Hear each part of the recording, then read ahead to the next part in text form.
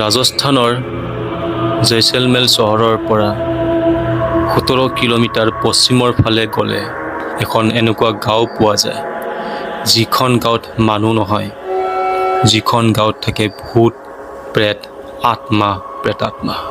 যিখন গাঁও মৰুভূমিৰ মাজত থাকিও তাত যদি আপুনি যায়, আপোনাৰ ইমানে ঠাণ্ডা অনুভৱ হ'ব যেন এনেকুৱা লাগিব যে আপুনি ক'ত সোমাইছে।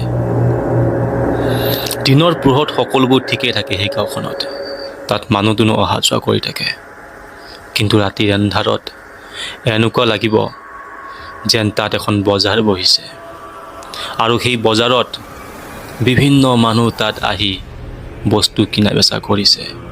বিভিন্ন মানুহৰ হুলস্থুল পৰিৱেশ তাত শুনিবলৈ পোৱা যায়। আৰু এই কথা মই কোৱা নহয়, তাত থকা তাৰ ওচৰত থকা গাঁৱৰ মানুহে কোৱা কথা।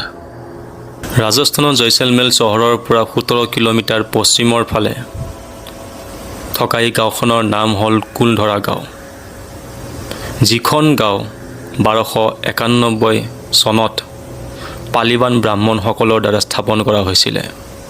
সকলোবোৰ ঠিকে চলি আছিলে, কিন্তু হঠাৎ এদিন ৰাতি এনেকুৱা কি হ'ল যাৰ ফলত এক ৰাতিৰ ভিতৰতে সকলো গাঁৱৰ মানুহ